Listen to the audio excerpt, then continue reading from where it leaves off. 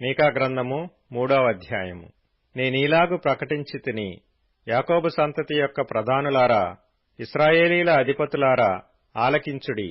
న్యాయము ఎరిగియుండుట మీ ధర్మమే గదా. అయినను మేలు నసహ్యించుకొని కీడు చేయనిష్టపడుదురు. నా జనుల చర్మము ఊడదీసి వారి ఎముకల మీది మాంసము చీల్చుచుందురు. నా జనుల మాంసమును భుజించుచు వారి చర్మమును ఒలిచి వారి ఎముకలను విరిచి, ఒకడు కుండలో వేయు మాంసమును ముక్కలు చేయునట్టు బానలో వేయు మాంసముగా వారిని తుత్తునీయులుగా పగులగొట్టియున్నారు. వారు దుర్మార్గతననుసరించి నడుచుకొనియున్నారు గనుక వారు యెహోవాకు మొర్రపెట్టినను ఆయన వారి మనవి అంగీకరింపక ఆ కాలమందు వారికి కనబడకుండా తన్ను మరుగు చేసుకొనును.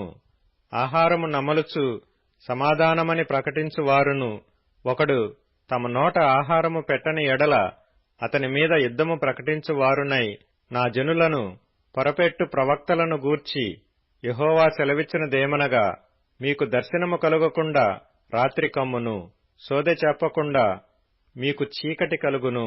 ఇట్టి ప్రవక్తలకు సూర్యుడు కనబడకుండా అస్తమించును, పగలు చీకటి పడును. అప్పుడు దీర్ఘదర్శులు సిగ్గునొందుదురు, సోదెగాండ్రు తెల్లబోవుదురు. దేవుడు తమకు ప్రత్యుత్తరమియ్యకుండుట చూచి నోరు మూసుకొందురు. నేనైతే యాకోబు సంతతి వారికి తమ దోషమును, ఇశ్రాయేలీలకు తమ పాపమును కనుపరచుటకై యెహోవా ఆత్మావేశము చేత బలముతోనూ తీర్పు తీర్చు శక్తితోనూ ధైర్యముతోనూ నింపబడిన వాడనై ఉన్నాను.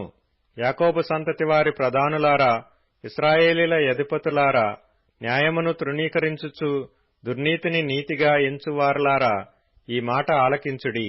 నరహత్య చేయుట చేత సీయోనును మీరు కట్టుదురు, దుష్టత్వము జరిగించుట చేత యెరూషలేమును మీరు కట్టుదురు. జనుల ప్రధానులు లంచము పుచ్చుకొని తీర్పు తీర్చుదురు. వారి యాజకులు కూలికి బోధింతురు, ప్రవక్తలు ద్రవ్యము కొరకు సోదె చెప్పుదురు.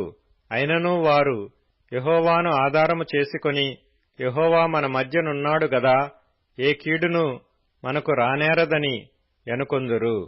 కాబట్టి చేను దున్నబడినట్లు మిమ్మును బట్టి సీయోను దున్నబడును, యెరూషలేము రాళ్ల కుప్పలగును. మందిరమున్న పర్వతము అరణ్యములోని ఉన్నత స్థలముల వలె అగును.